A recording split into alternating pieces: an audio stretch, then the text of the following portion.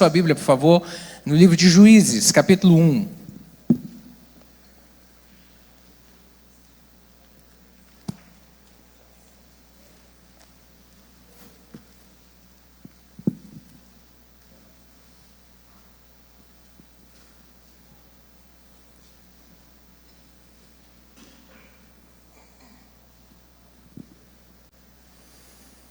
Glória a Deus. Juízes capítulo 1, eu vou te convidar a ficar em pé para em reverência lermos essa santa palavra. Juízes capítulo 1, dos versos 11 a 15. Diz assim a palavra do Senhor: E dali partiu contra os moradores de Debir, e era dantes o nome de Debir, Quiriate-Sefer. E disse Calebe: Quem ferir a Quiriate-Sefer e a tomar, lhe darei a minha filha Axa por mulher. E tomou-a Otniel, filho de Kenaz, o irmão de Calebe, mais novo do que ele. E Calebe lhe deu a sua filha Axa por mulher. E sucedeu que, vindo ela a ele, o persuadiu a que pedisse um campo a seu pai. E ela se apeou do jumento e saltando. E ela se apeou do jumento, saltando, e Calebe lhe disse: Que é que tens? E ela lhe disse: Dá-me uma bênção, pois me deste uma terra seca. Dá-me também fontes de água. E Calebe lhe deu as fontes superiores e as fontes inferiores. Amém. Até aqui. Feche seus olhos, vamos orar, vamos pedir ao Espírito Santo que aplique essa palavra ao nosso coração. Senhor, te damos graças por estarmos à tua casa. Que coisa maravilhosa é poder sermos participantes do reino do Senhor, de pertencermos à família do Senhor, de termos o Senhor como nosso Deus, como nosso Pai, aquele que cuida de nós, aquele que trabalha em nós e também trabalha por nós. Obrigado por esse privilégio maravilhoso. Obrigado, meu Deus, por presenciarmos o testemunho da transformação que o Senhor operou, meu Deus, na vida do André. Obrigado, André era um caso perdido para os homens, mas não para o Senhor, porque o Senhor tem poder, e o Senhor foi o mesmo Deus que operou lá no passado, como nós estudaremos nessa manhã, e é o mesmo Deus que opera hoje. Obrigado por pertencermos à família de Cristo, te damos graças por isso. E agora, em volta da tua palavra, Deus, eu lhe peço que o teu Espírito Santo fale ao nosso coração. Fale ao nosso coração de uma maneira pessoal, de uma maneira individual, aquilo que o Senhor tem para cada um dos meus irmãos aqui nessa manhã. Dá-me graça, eu lhe peço, unção do teu Espírito Santo para transmitir essa mensagem, porque de mim mesmo eu não posso nada, mas o Espírito Santo do Senhor, eu creio pela fé, e eu declaro que essa palavra vai penetrar no profundo do coração nessa manhã, para operar grandes transformações, eu creio nisso. Fala conosco, aquieta os corações aqui nessa manhã, meu Deus, e aqueles também que estão conectados conosco, e que possamos receber tudo aquilo que o Senhor tem para nós, é o que eu lhe oro em nome de Jesus, amém. Você pode se sentar, querido.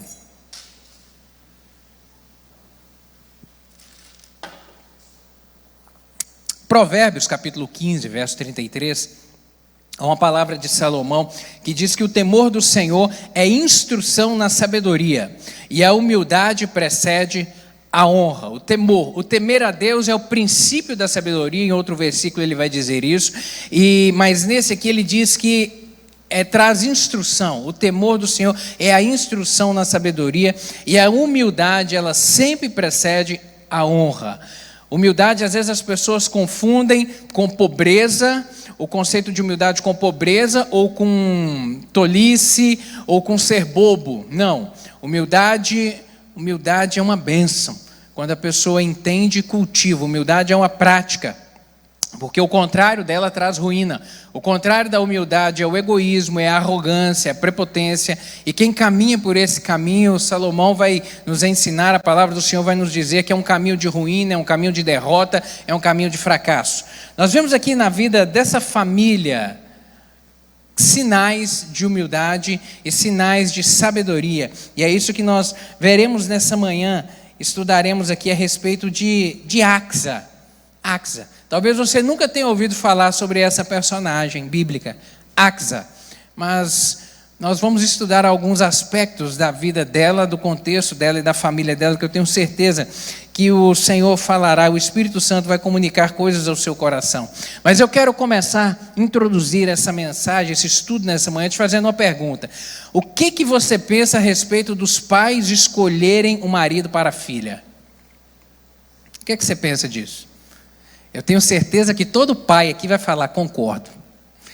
Todo pai aqui vai falar, eu sou de acordo mesmo, sou de acordo, e se eu puder, eu escolho mesmo, porque é assim, a gente é assim, a gente cuida, a gente ama, a gente cria com tanto amor, com tanto zelo, com tanto chamego, aí chega uma determinada hora da vida que chega um cidadão e rouba o coração da nossa princesa. Meu Deus, como isso é dolorido. É dolorido, pastor? Foi dolorido, né? Teve gente aqui que teve até febre.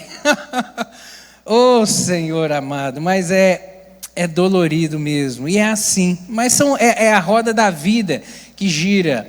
Mas o que você pensa disso? Nós veremos algumas coisas sobre isso aqui também nessa manhã. No caso de Axa, o casamento aqui arranjado pelo pai dela, foi um casamento que deu certo. E foi muito abençoado para a vida dela. Axa era filha de Caleb. Caleb foi um dos heróis que participaram ativamente ali daquela trajetória do povo de Israel no deserto, saindo do Egito até a terra prometida. E daquela difícil caminhada, porque aquela caminhada foi muito difícil. E ele foi um dos líderes que participaram ativamente ali. Abra sua Bíblia e volte alguns livros aí, volta lá em Números, capítulo 10. Só para eu te contextualizar algumas coisas a respeito desse período. Números, capítulo 10. Nós vemos aí no verso 11, Números 10, 11, diz assim: E aconteceu no segundo ano, no segundo mês, aos 20 do mês, que a nuvem se alçou de sobre o tabernáculo da congregação, e os filhos de Israel partiram, segundo as suas jornadas, do deserto do Sinai, e a nuvem parou no deserto de Parã. O que é esse contexto aqui? Israel viveu, o povo judeu viveu durante 430 anos como escravo lá no Egito. Um tempo muito sofrido, um tempo de aperto, um tempo de choro, um tempo de lágrimas, onde no livro de Êxodo está registrado que eles clamaram ao Senhor, pediram libertação, e Deus teve misericórdia desse povo e envia Moisés como instrumento de Deus para liderar o povo nessa saída. Liderar o povo nesse êxodo, nessa saída dali do Egito. E Deus opera sinais, prodígios, feitos extraordinários, e esse povo sai do Egito, uma caravana de aproximadamente 2,5 milhões de pessoas. É o que se acredita do número de judeus que saem do Egito na caminhada. E eles saem, e o primeiro ponto de parada deles é aos pés do Monte Sinai. E ali aos pés do Monte Sinai eles passam um período de 2 anos. Período ali onde o Senhor vai trazer a lei, onde o Senhor inspira Moisés, leva Moisés até o alto do Monte Sinai. Deus escreve nas tábuas ali os 10 mandamentos, dá outras instruções. Ali ele recebe orientação a respeito do tabernáculo, a forma, o formato, o modelo de adoração que Deus instituiria a partir dali para o povo. Deus se revelando ao povo. Então eles permaneceram ali durante 2 anos e saem, como nós lemos aqui no verso 11. Depois de 2 anos eles saem e começam uma caminhada. E aí nós vemos, olha, no capítulo 11 aí, você vai ver no título da sua Bíblia aí, as murmurações dos israelitas. Moisés começa a enfrentar grandes problemas aqui, porque uma caminhada num deserto não é uma coisa fácil. Não é algo que na hora que dá fome você pudesse chamar um iFood para poder resolver o problema. Não tinha jeito. E aqui o povo começa a haver murmuração a respeito de comida. No verso 11 do capítulo 11, aí nós vemos Moisés acha pesado o cargo, porque imagina só ele liderando esse monte de gente, esse povo reclamando na orelha dele. Como que isso é difícil? a ponto de que ele chega e ele fala: Deus, não fui eu que pari esse povo não, Deus. O Senhor tira a minha vida, porque eu não aguento isso não. Verso 15, capítulo 11. Verso 13: de onde teria eu carne para dar todo este povo, porquanto contra mim choram, dizendo: dá-nos carne. Eu sozinho não posso levar a todo este povo, porque muito pesado é para mim. E se assim fazes comigo, mata-me, eu te peço, se tenho achado graça aos teus olhos, e não me deixes ver o meu mal. Porque ele falou: Deus, eu não vou suportar caminhar com esse povo murmurando, reclamando, praguejando comigo, Deus. Eu não dou conta. Isso aqui é para você ver como é que foi difícil esse tempo de caminhada. Aí Deus tem misericórdia, a partir do verso 16, Deus fala para ele: Moisés, levante 70 homens dos anciãos de Israel. E aí Moisés escolhe esses 70 homens, Deus tira um pouco da graça e da unção que havia sobre Moisés e dá sobre esses homens, distribui entre esses homens para que eles pudessem ajudar Moisés nessa caminhada, nessa liderança.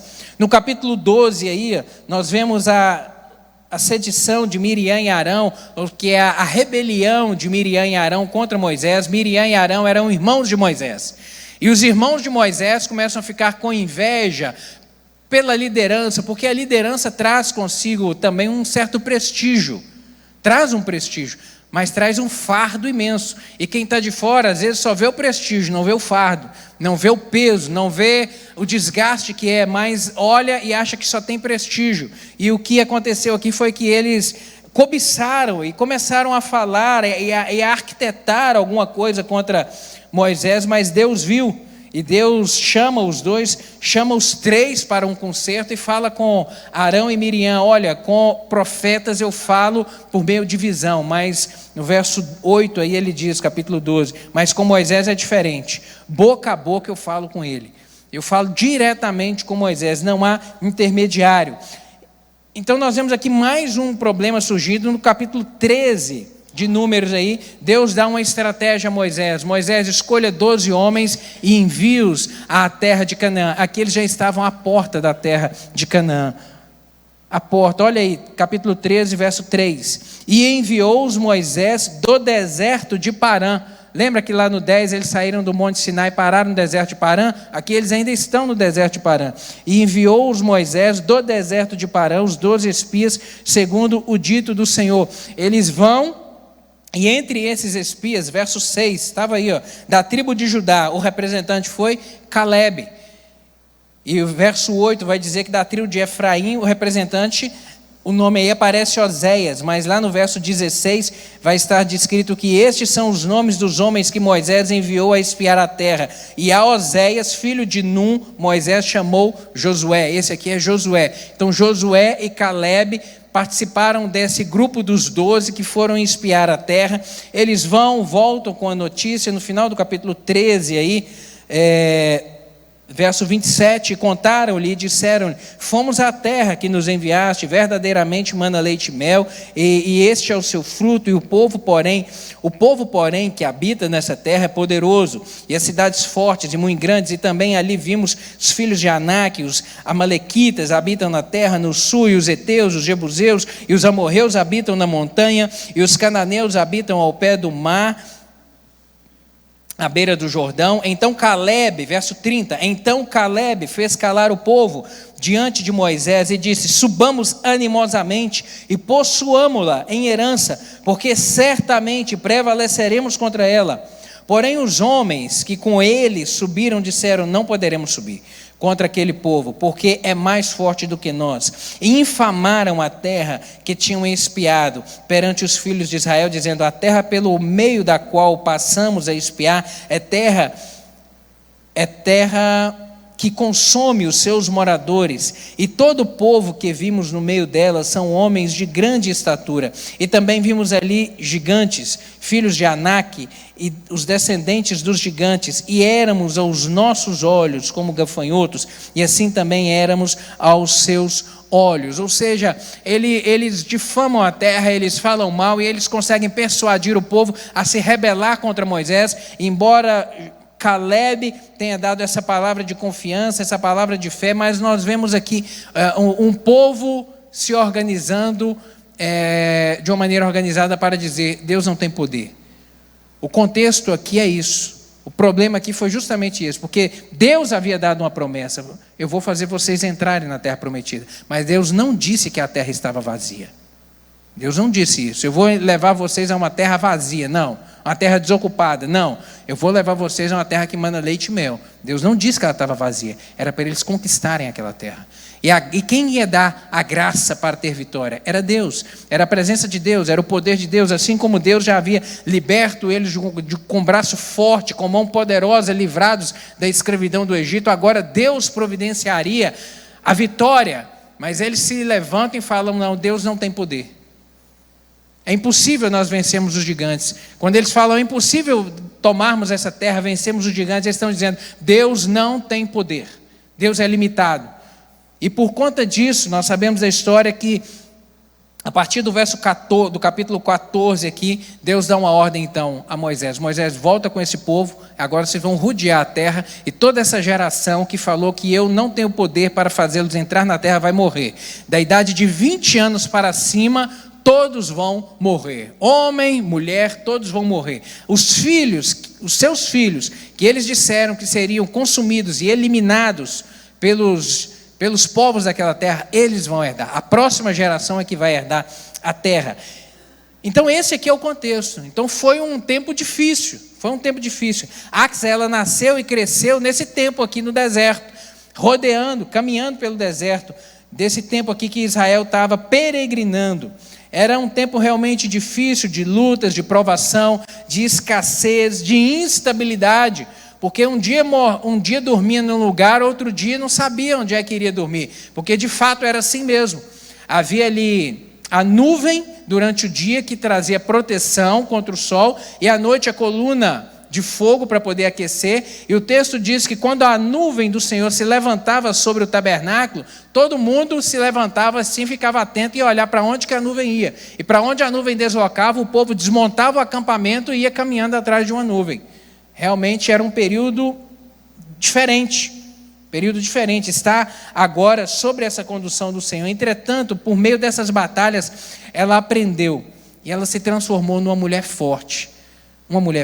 Pessoas forjadas na dificuldade, entenda isso, são mais resistentes e resilientes.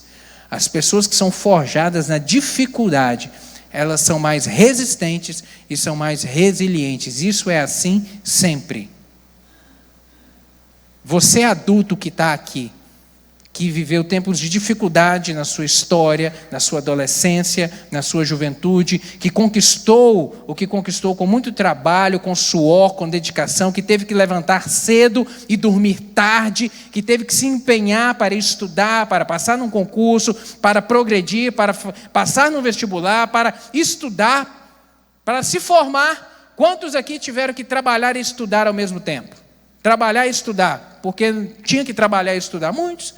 Foi fácil? Não. Foi difícil? Não foi? Mas isso aí foi o quê? Isso foi te forjando. E aqueles que são forjados na dificuldade, eles são mais resistentes e são mais resilientes. Aguentam tranco. E hoje a gente vê muitas pessoas falando a respeito da geração da juventude de hoje, e às vezes criticando no sentido de falar: não, essa geração é uma geração fraca, essa geração é uma geração emocionalmente mais instável, mais fraca. E por vezes eu constato isso mesmo em alguns, mas por vezes também eu fico questionando até onde é a influência dos pais nessa geração.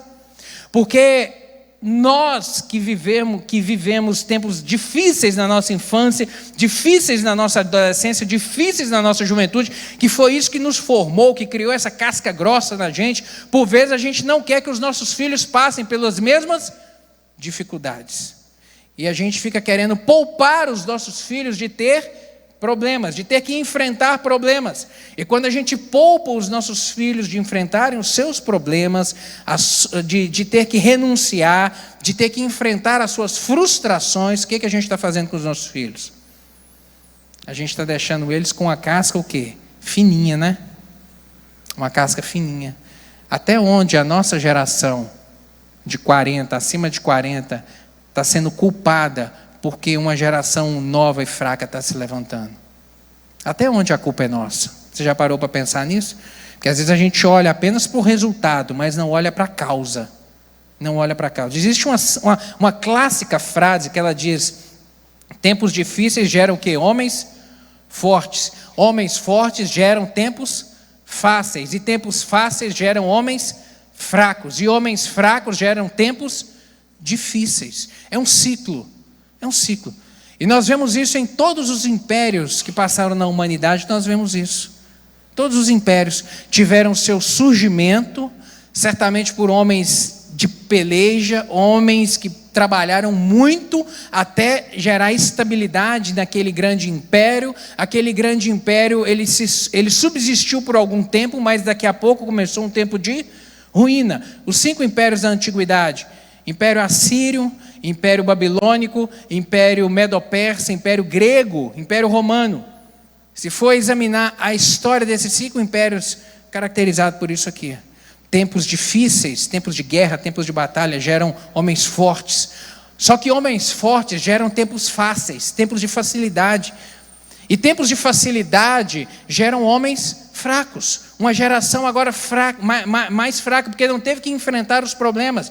E homens fracos vão gerar agora tempos de dificuldade. Então, realmente, isso é um ciclo. A vida realmente é um ciclo. Axa, ela foi criada numa família, num tempo difícil, como nós vemos. Um tempo de peregrinação no deserto. Mas foi criada numa família que se baseava na fé e na confiança em Deus. E por isso ela se movia, uma família que se movia por coragem para alcançar as promessas divinas. Nós vemos aqui a postura de Caleb. Caleb, diante de um grupo que diz: não, Deus não tem poder, não é possível vencermos essa dificuldade. Caleb disse: é possível a gente entrar e dominar, Deus é conosco, Deus vai nos dar graça. Mas a palavra dele não foi a palavra que prevaleceu naquele momento, e por conta da maioria, da insensatez da maioria, nós vemos aqui um homem de Deus sofrendo. E às vezes, como povo de Deus, a gente sofre. Por que às vezes nós nos perguntamos: por que a gente está sofrendo? Por que surgem alguns problemas? Por que acontecem algumas coisas no nosso país? Queridos, por vezes Deus está tratando em a maioria. E a gente está no meio do barco e a gente vai sofrer. A gente vai sentir na pele também. Nós vemos isso aqui na vida de Caleb. Caleb tinha fé para entrar nessa terra e dominar, mas Deus não permitiu. Deus falou: vou ter que tratar com esse povo, e Caleb, você vai sofrer por tabela. E ele sofreu por tabela. A família dele, né, no sentido de ter que peregrinar durante aqueles 40 anos no deserto. E Axa foi criado nesse contexto, mas via dentro da sua casa um homem de fé. Ela tinha exemplo de fé dentro da sua casa. Com certeza Axa conhecia a promessa de Deus na vida de seu pai. Lá em Números, capítulo 14, verso 24, o Senhor Deus vai dizer: porém, o meu servo Caleb, visto que nele houve outro espírito e perseverou em seguir-me, eu o farei entrar à terra que espiou, e a sua descendência a possuirá. Daquela geração de 20 anos para cima, apenas Josué e Caleb entraram na terra prometida. Nós sabemos disso. E Caleb entrou por conta dessa palavra de Deus aqui. E Deus disse a ele: muito mais do que você entrar, o lugar onde você pisou o seu pé, porque lá eles entraram em 12. E eles se espalharam na terra, para poder cada um ir para um canto e realmente andar e ver o que tinha lá dentro. E constatar se era uma terra boa ou uma terra como que era. E cada um foi para um lugar. E o texto diz que o lugar onde Caleb pisou os pés dele, Deus falou, Deus fez uma promessa: porém, o meu servo Caleb, visto que nele houve outro espírito e perseverou em seguir-me, eu o farei entrar na terra que espiou, e a sua descendência a possuirá. Ou seja, onde ele colocou os pés, Deus fez uma promessa: essa terra, você vai entrar nela e vai ser para você e para os seus filhos. Vai ser para você e a sua descendência. A coragem, querido, baseada aqui na confiança em Deus, estava presente dentro dessa casa aqui. O fato de ser filha desse grande homem, desse grande servo de Deus aqui, nos faz presumir as consequências da importância disso na vida dela. E nós vemos, Axa, ela certamente presenciou a maneira como seu pai tinha compromisso com Deus. A maneira como seu pai servia a Deus, guardava a sua fé, fortalecendo no Senhor. O testemunho que ela viu dentro da sua casa, na vida do seu pai, o temor do Senhor, a forma como ele amava e servia ao Senhor. Abra sua Bíblia aí, por favor, Josué capítulo 14. Quero te mostrar isso rapidamente. Josué capítulo 14, a partir do verso 6, vai dizer assim: chegaram os filhos de Judá a Josué em Gilgal, e Calebe, filho de Jefoné, o quenezeu, lhe disse: tu sabes o que o Senhor falou a Moisés, homem de Deus, em Cades Barneia, a respeito de mim e de ti. Tinha eu 40 anos, quando Moisés, o servo do Senhor, me enviou a Cades Barneia para espiar a terra, e eu lhe relatei como senti no coração. Mas meus irmãos que subiram comigo desesperaram o povo. Eu, porém, perseverei em seguir ao Senhor meu Deus. Verso 9: então Moisés naquele dia jurou, dizendo: certamente a terra em que puseste o pé será tua e de teus filhos em herança perpetuamente, pois perseveraste em seguir ao Senhor meu Deus. Eis agora o Senhor me conservou em vida, como prometeu. 45 anos há desde que o Senhor falou esta palavra a Moisés, andando Israel ainda no deserto. E agora sou de 85 anos. Estou forte ainda, hoje, como no dia em que Moisés me enviou. Qual era a minha força naquele dia, tal ainda agora para o combate, tanto para sair a ele como para voltar. Agora, pois, dá-me este monte de que o Senhor falou aquele dia, pois naquele dia ouviste que lá estavam os anaquins e grande e forte cidades. O Senhor, porventura, será comigo para os desapossar, como prometeu. Josué o abençoou e deu a Calebe, filho de Jefoné, Hebrom em herança. Portanto, Hebrom passou a ser de Calebe, filho de Jefoné, o quenezeu, em herança até o dia de hoje, visto que perseverara em seguir ao Senhor Deus de Israel. Deus havia feito a promessa. 45 anos depois, após Israel entrar na terra prometida, dominar, subjugar ali, expelir, colocar para fora aquele povo que habitava ali, que eram os cananeus. Depois que haviam dominado grande parte da terra, ainda não havia dominado na sua totalidade, agora as tribos estavam agora sendo divididas e se apossando, cada tribo de um pedaço da terra. Calebe procura Moisés, procura Josué e vai falar: Josué, eu tenho um negócio que eu preciso de acertar com você. Você lembra, 45 anos atrás, quando nós estivemos aqui, eu e você, e Deus fez uma promessa através de Moisés, e eu quero receber a minha parte. A gente precisa ajustar esse negócio. E Josué disse: realmente é verdade, a terra onde você pisou o seu pé é sua, por herança. Agora você tem que conquistar. O lugar estava vazio. Não estava vazio, não. Você tem que conquistar. E ele, com grande ousadia, vem falar: olha, hoje eu tenho 85 anos. E o meu espírito e a minha vontade é o mesmo daquele tempo lá atrás. Só que o corpo correspondia? A gente sabe que não. A gente sabe que não. Mas o espírito estava vívido. O espírito estava com o desejo. Quantas vezes eu imagino Axa vendo isso aqui, quantas vezes ela deve ter sido testemunha da dedicação ao seu pai, a Deus. Calebe assumiu a responsabilidade, o compromisso de repassar e transmitir à sua geração a experiência de andar com o Senhor, que vale a pena andar com o Senhor. E com o pai totalmente comprometido com o Senhor, ela também certamente foi... Nós vemos no texto aqui de Juízes que ela foi beneficiada com isso. Verso 14 de Josué, verso 9: certamente a terra em que você pisou a promessa, você pôs os pés, será sua e de seus filhos em herança perpétua, pois você perseverou em seguir ao Senhor. Querido, eu olho isso aqui como uma promessa de Deus para as nossas vidas. Uma promessa espiritual de Deus para nós que somos pais, onde nós realmente pisamos o nosso pé, onde nós vivenciando um relacionamento de intimidade com Deus, caminhando com o Senhor. Sabe, querido, você não pode imaginar o tamanho da bênção, da influência sua na vida do seu filho, e o que o seu filho vai colher, e as gerações seguintes vai colher através do seu compromisso com Deus. Você não pode imaginar isso, o reflexo da sua fidelidade ao Senhor, o que isso vai redundar na vida dos seus filhos, dos seus netos e na sua posteridade. A gente não consegue imaginar isso, querido, mas isso é real.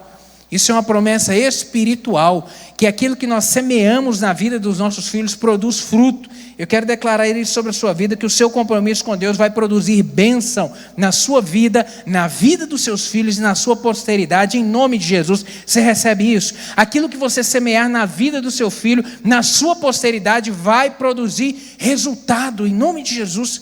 Por isso que, como pais, a gente não pode cochilar. A gente não tem o direito de errar. Eu disse isso aconselhando um homem há um tempo atrás. Falei, você não tem o direito de errar. Como pai, não. Porque na vida do seu filho você não consegue imaginar o que isso aí pode gerar de desgraça na vida do seu filho. De coisa ruim na vida do seu filho. A gente não tem o direito de errar. Porque às vezes depois, quando o leite está derramado, não tem como voltar para trás. Tem coisa que conserta, mas tem coisa que conserta, mas fez um estrago muito grande. Como pais, a gente não pode cochilar. A gente não pode ser negligente. A gente tem que ser ativo e proativo em transmitir para a nossa próxima geração um exemplo de compromisso com o Senhor. Um exemplo de fidelidade a Deus. Um exemplo de gente que ama Jesus de verdade. Um exemplo de gente que não abre mão da casa do Senhor. Porque isso vai trazer resultado na vida do meu filho, na vida dos meus netos. Eu declaro que todos eles serão salvos em nome de Jesus. E se por acaso algum desviar, vai ter um encontro com o Senhor. A mensagem foi plantada e está guardada lá dentro do coração. Ele conhece a verdade. Ela conhece a verdade. O Espírito Santo vai agir, o Espírito Santo vai tocar. Em nome de Jesus. Nós vemos aqui na vida de Axa, confiança nos seus pais. Que privilégio realmente essa menina, essa mulher ter sido criada na casa de um homem que teme a Deus. Que ama realmente, que era um exemplo de fidelidade ao Senhor, que era Caleb. Agora era hora de Caleb e o seu clã tomar posse daquele pedaço de terra. E lá tinha gigantes, e lá tinha inimigos que eles deveriam pelejar, cidade de Kiriat Sefer. E como motivação para animar os seus comandados, Caleb ele utiliza uma estratégia que era muito comum daquele tempo ali. Era muito comum. Ele diz, olha, quem liderar e dominar essa cidade, eu vou dar a minha filha como esposa, como mulher. E se levanta Otiniel. E Otiniel, que era sobrinho do próprio Caleb, lidera aquela peleja ali, e ele domina aquela cidade, derrota Kiriat Sefer, e assim ele recebe Axa por esposa. Axa, ela conhecia a fé do seu pai, ela confiava no seu pai, ela sabia que ele não ia fazer bobagem, ela sabia. E Otiniel se mostrou uma excelente escolha, sabe, porque posteriormente ele veio inclusive a liderar Israel, sendo o primeiro juiz de Israel. Fazia parte, eu repito, do costume daquele tempo, os pais prometerem os filhos em casamento, principalmente as filhas, como troca de uma recompensa por algo que fez, por uma benevolência. Caleb, ele usou dessa prática cultural daquele tempo ali, não para ganhar algo para si próprio, mas para cumprir um propósito de Deus. Deus havia dito que era para os cananeus serem expulsos daquela terra. Até mesmo por um tratamento de Deus. Porque há 430 anos, há mais de 700 anos atrás, Deus havia dito a Abraão, quando Deus fez a promessa lá atrás, há 700 anos atrás, a Abraão, que ele levaria, Abraão sai da sua terra, da sua parentela, ele sai caminhando, ele chega até essa terra aqui, até a terra prometida. E Deus diz para ele, olha, Abraão, a sua descendência vai dominar essa terra aqui. Mas, posteriormente, eles irão para o Egito, ficarão lá durante 430 anos, e vai ser o tempo de tolerância que eu vou dar ao povo dessa terra para se arrepender dos seus maus caminhos. Porque aqui o povo cananeu era um povo mau e cruel. E Deus disse que daria tempo para que esse povo se arrependesse do seu mau caminho, mas eles não se arrependeram. E essa vinda do povo judeu para essa terra, e essa ordenança de Deus de expulsar os cananeus que ali habitavam, era juízo de Deus também sobre esse povo. Querido, Deus é um Deus justo. Deus ele não erra nunca, entenda isso. Deus, ele não erra nunca. Isso aqui era juízo de Deus na vida desse povo. Assim como depois também foi juízo de Deus na vida do seu povo judeu, permitir que eles fossem o quê? Para o cativeiro, ficar lá durante 70 anos e aquela geração morrer lá, porque desviaram seu coração do Senhor. E Caleb usou dessa estratégia aqui, certamente ele conhecia os homens do seu clã, e ele sabia que aquele que topasse esse desafio e liderasse essa empreitada, não ia ser qualquer um, ia ser alguém que temia a Deus, que realmente confiava que Deus é que daria a vitória, que lhe daria a vitória. Caleb não entregou sua filha a qualquer um, pelo contrário, o vencedor foi Otiniel, que era um homem valente, temente ao Senhor, e era sobrinho, era alguém conhecido, e alguns anos depois Otiniel veio a se tornar o primeiro juiz de Israel, porque esse livro que nós lemos aqui no início, Juízes, é um livro de transição. O povo entra na terra prometida, lá no início do livro de Josué, aquela geração de Josué conquista a terra, mas essa geração morre, e a geração seguinte é a geração que começa o livro de Juízes. Essa geração seguinte, toda ela não teve o coração apegado a Deus. E Deus disse que os moradores de Canaã eram para ser expulsos, porque a maldade, Deus sabia que se o seu povo começasse a viver e relacionar com eles, a maldade entraria no coração do seu povo, e eles se afastariam do coração de Deus. E foi justamente isso que aconteceu. Não foi toda Canaã, não foi toda a terra que foi dominada pelos judeus. Algumas das tribos não tomaram posse de todas as áreas e começaram a conviver com os povos daquela terra. E aquela geração seguinte perverteu o seu coração. Perverteu a ponto de se afastar do Senhor como nação. Mas não foram todos que se afastaram, mas a maioria sim.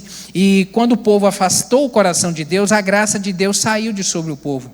Lembra que eu falei que às vezes a gente sofre por tabela, porque Deus quer tratar uma coletividade? E é assim mesmo. Nós vemos aqui no livro de Juízes isso acontecer.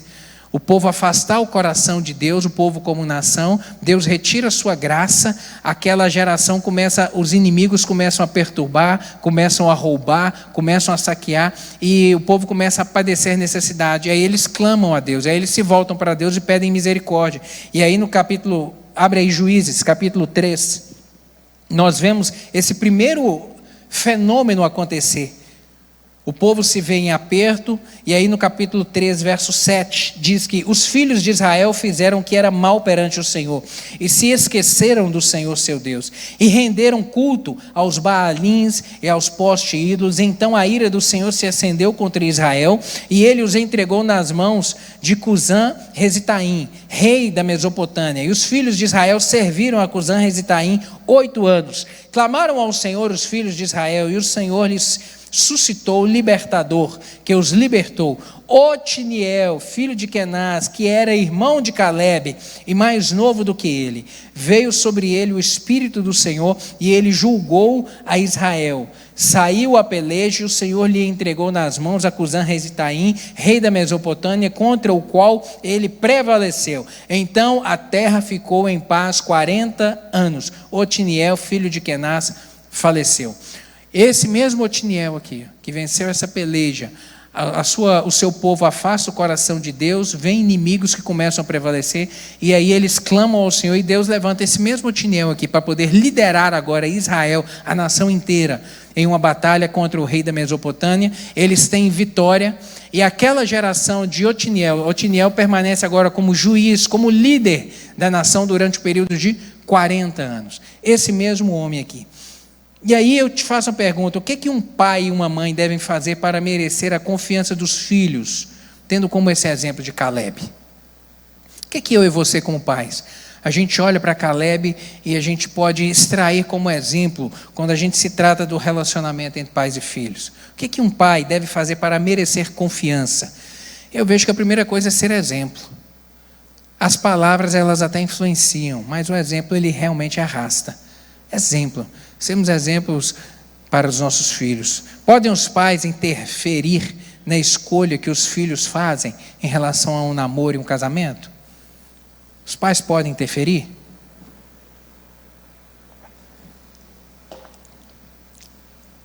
Tenho certeza que sim. É responsabilidade nossa cuidarmos dos nossos. É responsabilidade nossa cuidar em todos os aspectos. O cuidado espiritual, que é de imprimir um caráter de Cristo na vida dos nossos filhos. O cuidado de formação de caráter, de princípios, de valores. Isso somos nós que incutimos nos nossos filhos.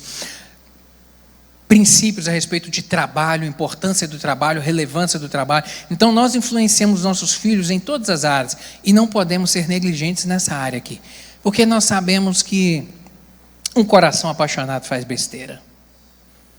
Um coração apaixonado, um homem apaixonado então é um bicho bobo demais da conta. Meu Deus do céu. Lembra aí quando você era apaixonado por essa dona que está sentada do seu lado? O que você já fez por ela? Meu Deus, quando a gente é apaixonado, a gente realmente perde esse brilho. Eu costumo falar no curso de noivos que a paixão ela só serve para uma coisa na vida da gente. Eu falo isso para os casais, para os noivos. A paixão só serve para uma coisa: aproximar um homem de uma mulher. Fazer quando nossos olhos se cruzam, o olho brilha, aquele negócio surge dentro do coração. A paixão só serve para isso. Porque depois, eu falo para eles, não pode casar apaixonado. Não pode. Porque o período da paixão a gente é cego demais da conta, a gente é cego. A gente faz umas coisas que depois a gente olha para trás e fala, como é que eu tive coragem de fazer aquilo? Eu me lembro, apaixonado pela Marcele, no início do namoro, era aniversário dela no dia seguinte, eu resolvi fazer uma serenata para ela, sozinho, peguei meu saxofone, fui para o meio da rua, na porta da casa dela, ela morava no primeiro andar, e eu tocando saxofone, 11 horas da noite, sozinho, no meio da rua. E o povo passava, buzinava. Aí hoje eu olho para trás e falo, meu Deus, a gente apaixonado é bobo demais. A gente faz uns trem esquisito demais, que depois a gente mesmo ri da gente. Como é que eu tive coragem de fazer aquele negócio? Como que foi isso, meu Deus? Mas é assim. E eu falo, pessoal, a paixão ela só serve para aproximar. Mas a gente tem que esperar ela passar. Porque depois que ela passa, aí é que a gente vai viver uma nova fase, que a gente vai precisar de cultivar amor. E aí, depois que o amor for cultivado, é que a gente vai decidir se vale a pena casar ou não. É só depois disso. Porque o período da paixão é um período de ilusão, que a gente faz, às vezes, muita coisa que não deve fazer. Por causa de paixão, as pessoas matam e morrem realmente. Por causa de paixão, as pessoas ferem. Por causa de paixão, as pessoas ofendem. As pessoas magoam por causa de paixão. A paixão só serve realmente para aproximar. Tem que esperar depois cultivar o amor. Agora, de que maneira os pais devem agir para ser bênção na vida dos filhos ao escolherem um namorado, uma namorada ou alguém para poder casar? De que maneira os pais devem agir? Eu penso que de uma maneira muito clara, bem objetiva, com duas coisas. Primeira delas, oração. A oração tem poder. A oração move. A gente não ora para Deus curar? A gente não ora para Deus fazer um milagre, abrir uma porta de emprego? A gente não ora para Deus entrar com uma providência? A gente tem que orar também nessa hora. Meu Deus, toma conta do coração da minha filha. Toma conta do coração do meu filho. Senhor, age. E aconselhar.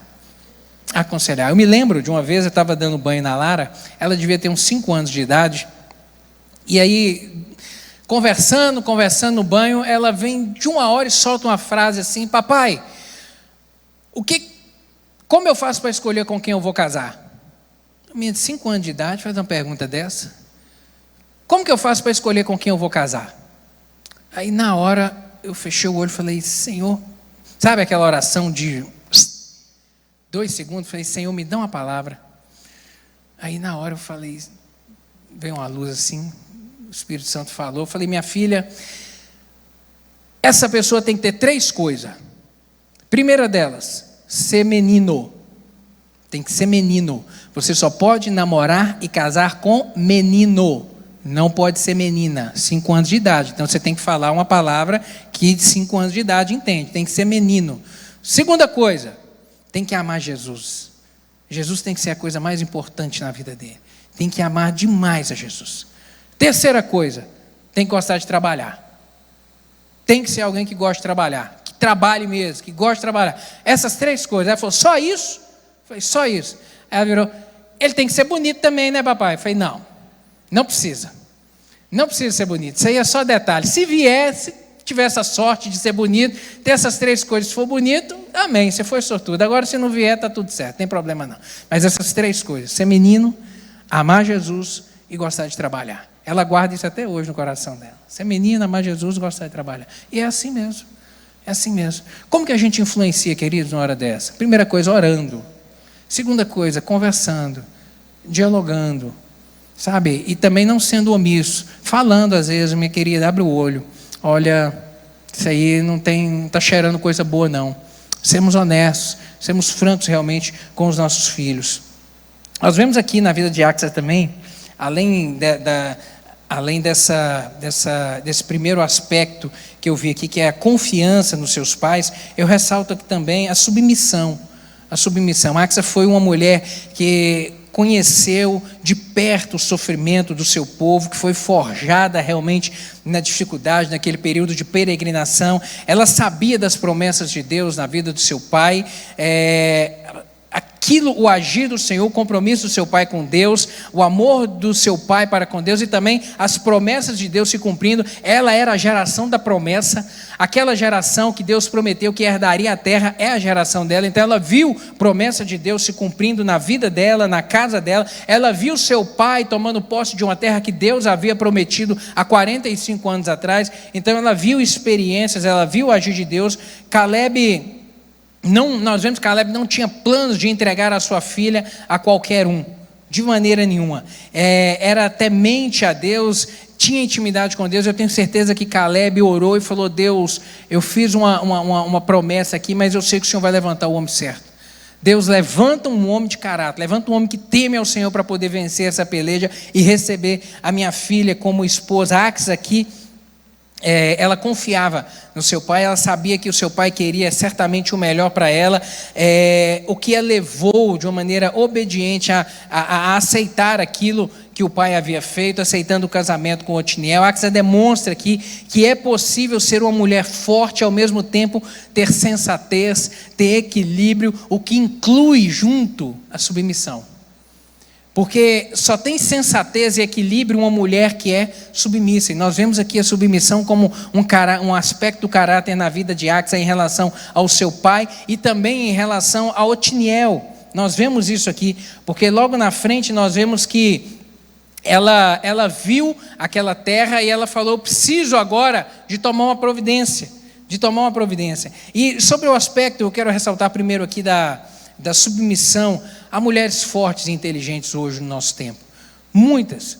Você é uma mulher forte, você é uma mulher inteligente que manifesta as suas opiniões. E nesse tempo de hoje, é muito importante cada vez mais mulheres se posicionarem, demonstrando serem realmente fortes, resilientes, resistentes. Nós vemos mulheres ocupando grandes cargos de destaque hoje na sociedade, tanto no meio privado quanto no meio público, sabe, com grande capacidade. E essas mulheres agora elas precisam de entender a necessidade de compatibilizar isso com a submissão aos pais, com a submissão ao marido, porque um princípio não anula o outro. Uma coisa não anula a outra. A posição de uma mulher não anula o princípio espiritual chamado submissão, porque esse princípio traz bênção na vida dela, sobre todos os aspectos. Essas mulheres realmente precisam compatibilizar isso e principalmente nos nossos dias, ter consciência disso, nos nossos dias onde nós vemos uma sociedade inflamada por um pensamento ou uma linha ideológica chamada feminismo, que é nefasto. Que um feminismo que tem um único objetivo: desconfigurar a mulher, desconstruir a figura da mulher e humilhar o homem. O único objetivo dessa ideologia maligna do fundo do inferno é isso: desconstruir a mulher sobre os princípios que Deus pensou para ela e humilhar o homem. E aí vai dar certo um negócio desse? Um negócio desse dá certo em algum lugar?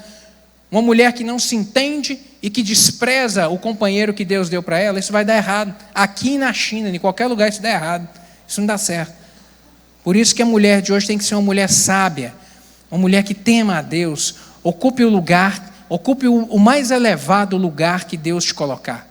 ocupe com qualidade, com honradez, seja destaque, que Deus te prospere, que realmente você lidere, seja abençoado, mas não deixe o seu coração jamais ser contaminado por essa ideologia maligna, porque isso é do fundo do inferno, para destruir toda essa geração de mulheres. Nós vemos um bando de mulheres seguindo essa ideologia realmente maligna e que vão sofrer muito, porque isso não faz bem, isso só causa mal. Nós vemos em Acts aqui também que Acts agiu da forma certa, um exemplo assim de postura, quando Acts recebeu de seu pai aqui um pedaço de terra seca, que nós vemos que a terra era seca, a terra não tinha condição de produzir.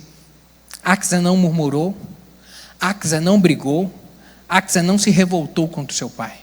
Nós não vemos isso aqui. Agora nós vemos uma postura diferente. Quais foram as atitudes dela? Ela demonstrou visão, uma mulher de visão. Ela sabia da importância de ter fontes de água naquele lugar. Era um deserto. Ela sabia. Pai, o Senhor me deu um pedaço de terra, só que não tem água. Não vai resolver muita coisa não, pai.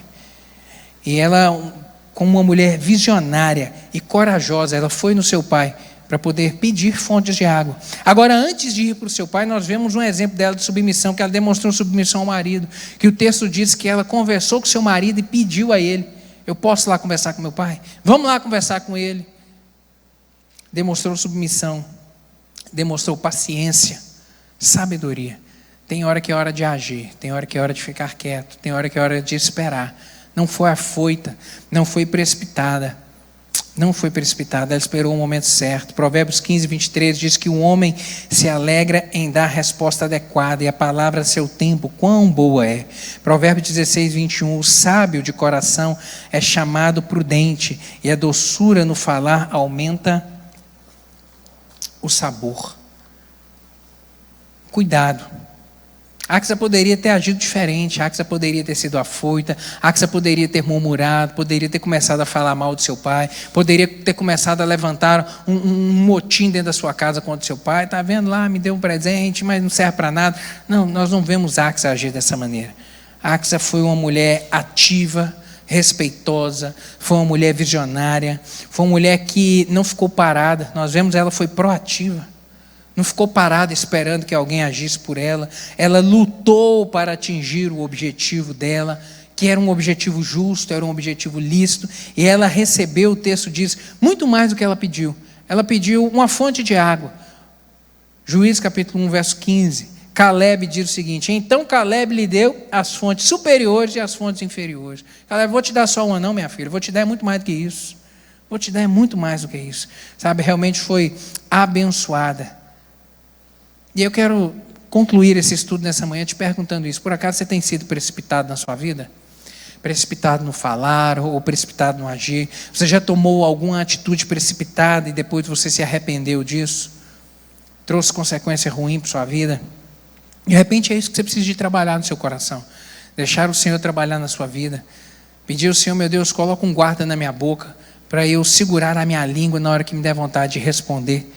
Me ajude, meu Deus, a ter quietude na minha alma. Às vezes eu sou muito afoito para responder, para poder falar. Alguém me fala alguma coisa que eu não gosto, eu já devolvo de imediato. Senhor, me ajude. Me ajude a quietar o meu espírito, a ter sabedoria no meu falar, a segurar, a morder a minha língua, para eu não falar, às vezes nervoso, nervosa, ferir alguém. Me ajuda, Senhor, me ajuda. De fato, aqui o pedido de Axa os comentaristas bíblicos aqui, eles têm exaltado o comportamento de Axa em buscar a bênção, sabe? Como uma expressão de uma fé verdadeira, sabe? De fato aqui, o pedido de Axa, ele se assemelha a uma atitude de fé que o pai dela teve. Lembra que Caleb, 45 anos depois, ele vai até Josué para poder reivindicar aquele pedaço de terra? Nós vemos aqui o mesmo exemplo na vida dela. Ela, depois que recebe uma bênção, ela vai agora ao seu pai para poder reivindicar algo. Fala: pai, eu preciso de água. A terra é boa, mas eu preciso de água. Sabe, reivindicar a bênção. Queria dizer, é assim. O nosso exemplo, ele vai alcançar os nossos filhos. Por isso que eu disse que a gente não tem direito de errar. A gente tem que ser exemplo bom na vida dos nossos filhos o tempo todo. E outros comentaristas bíblicos aqui consideram Axa como um modelo de pessoa que demonstra confiança na palavra do Senhor. e em buscar no Senhor, em buscar em Cristo uma bênção que necessita. E essa palavra, ela é materializada lá em Hebreus capítulo 4, verso 16, quando vai dizer que assim sendo, aproximemo-nos do trono da graça, com toda a confiança, a fim de recebermos misericórdia e encontrarmos graça que nos ajude no momento de necessidade. Outra versão vai dizer isso, que nos ajude no momento de necessidade, entremos com confiança ao trono da graça, para que realmente alcancemos a graça do Senhor sobre a nossa vida. Eu não sei se nessa manhã você precisa se você tem alguma necessidade. Eu quero te dizer que você tem um Pai. O nosso Deus é um Pai, que quando a gente chega com humildade, com temor diante dEle, a Bíblia diz que Ele não rejeita a nossa oração. Ele não rejeita a nossa súplica. Então, se nessa manhã você tem algo que você precisa, e de repente o que você precisa de ser trabalhado é você mesmo. Tem coisa dentro de você que precisa de ser melhorado. Às vezes você mesmo está arrumando encrenca para a sua vida. E você precisa de falar assim, eu trabalho esse negócio em mim, melhora esse negócio na minha vida. Ou se você precisa de uma porta do Senhor na sua vida, entre com confiança ao trono da graça. Sua capacidade de influenciar os seus filhos, querida, é gigantesca. Não perca essa oportunidade. E eu quero te fazer esse último questionamento sobre o aspecto espiritual. Quais as marcas que você tem imprimido no seu filho? Sobre o aspecto espiritual. A gente quer sempre o melhor para os nossos filhos. A gente quer trabalhar, quer dar a eles oportunidades de estudar. A gente quer construir um legado para os nossos filhos. Mas sobre o aspecto espiritual, o que você tem imprimido na vida do seu filho? Na vida do seu neto, na vida do seu sobrinho, na vida daqueles com quem você convive? Sabe, isso é que é o mais importante, porque isso é que vai gerar frutos agora, amanhã e para a eternidade. Amém, meus queridos? Gostaria de te convidar a ficar em pé para nós orarmos. Quero orar contigo nessa manhã. Você sabe, às vezes, o que precisa do Senhor agir dentro da sua vida e na sua casa. Gostaria que você fechasse seus olhos agora e pensasse nisso. O que você necessita de um toque do Senhor nessa manhã? É na sua vida? Às vezes você é muito afoito no falar, você precisa que o Senhor te dê graça. Às vezes você é precipitado no agir, ou às vezes você está sendo até mesmo negligente, não está tendo atividade. Às vezes você está sendo passivo demais, está aceitando muita coisa. Os meninos estão crescendo e os meninos vão mudando de fase. E às vezes realmente é difícil lidar com as fases dos nossos filhos. Não tem manual para isso não. A gente vai como bicicleta. A gente aprende andando de bicicleta. E criar filhos é assim também. A gente aprende criando. Não tem um manual que nos ensine tudo. Não. E de repente você está precisando de ser mais proativo na criação dos seus filhos. Não ser passivo, não aceitar, ter algumas posturas. Falar, meu filho tem limite. Às vezes está precisando de você colocar alguns limites para o seu menino, para a sua menina. Limites de princípios, valores, principalmente limites espirituais. Fala, meu filho, esse tipo de música não vai tocar aqui dentro de casa não. Meu filho, nós vamos na igreja. Eu não estou com vontade não, mas vai sem vontade, não tem problema não. Aí eu não abro mão. Não abro mão de estar na casa do Senhor e não abro mão que você esteja lá. Não esteja lá. Eu quero você herdando o céu. Eu quero ser bênção na sua vida. Eu quero que você vá muito mais longe do que eu fui. De repente está faltando isso. Ser mais proativo. Peça ao Senhor, de repente você está precisando de um toque, de um milagre nessa manhã, de uma providência de Deus para a sua vida, para a sua casa. Entre com confiança agora diante do trono da graça. Você tem um Pai, você tem um Deus que tem todo o poder no céu e na terra, que é ilimitado. Eu não sei o que você precisa, mas eu quero te dizer que o nosso Deus é o Deus de toda bondade, graça e de todo poder. Entre com confiança no trono da graça. Fala, Deus, eu preciso de um milagre nessa manhã. Se é uma cura, se é uma providência, se é de uma porta aberta, se é de salvação na vida de alguém na sua casa. Deus, eu oro nessa manhã. Há poder no nome do Senhor para intervir lá, para enviar o anjo do Senhor, para ordenar uma palavra do Senhor a respeito da minha casa nessa manhã, para trazer a ordem do que está em desordem. Eu creio no poder que é no nome de Jesus. Deus, obrigado pela tua palavra, obrigado pelo privilégio que é de estudarmos a palavra do Senhor. Obrigado por esses exemplos que o Senhor deixou registrado na tua palavra. Hoje nós vimos sobre Axa, uma mulher que foi forjada na dificuldade e ela aprendeu a ter resiliência. Meu Deus, obrigado pelo exemplo dela. Obrigado pelo exemplo de Caleb na vida dela, que foi uma influência extraordinária. Meu Deus, eu lhe peço que o Senhor nos ajude a sermos exemplo e influenciadores na vida dos nossos filhos, em nome de Jesus. Meu Deus, quantos de nós às vezes temos sido passivos, às vezes até mesmo negligentes. Tem misericórdia, nos ajude a sermos proativos, meu Deus, no cuidado, na criação dos nossos filhos, principalmente sobre o aspecto espiritual. Deus, o diabo ele não brinca. O diabo quer entrar na vida dos nossos filhos e regaçar e acabar com eles. Nos ajude, meu Deus, a termos atenção, a não sermos negligentes sobre o aspecto espiritual na educação dos nossos filhos, em nome de Jesus. Nós queremos o bem, nós queremos que os nossos filhos, meu Deus, prosperem nessa terra, mas acima de tudo, que os nossos filhos sejam homens e mulheres de Deus. Acima de tudo, que os nossos filhos herdem o céu. Acima de tudo, meu Deus, que os nossos filhos caminhem com o Senhor, que isso é que é o mais importante. Meu Deus, tudo vai passar, tudo vai ficar aqui, meu Deus, mas o céu é a eternidade para onde nós vamos, e pela fé nós declaramos que os nossos filhos e a nossa descendência, a nossa posteridade estará lá também, em nome de Jesus. Não, meu Deus, não permita que sejamos negligentes na educação espiritual dos nossos filhos, meu Deus, e que sejamos exemplos de referência, testemunho dentro da nossa casa, de homens e mulheres de Deus, para influenciarmos os nossos filhos a seguirem, a amarem Jesus acima de todas as coisas, porque isso aqui realmente é o mais importante. Eu lhe peço, Deus, sobre cada pessoa nessa manhã aqui também que precisa de um toque do Senhor. A tua palavra diz que nós devemos chegar com confiança diante do trono da graça. Meu Deus, Áquisa chegou diante do seu pai com confiança, porque ela sabia que seria ouvida pelo seu pai Caleb.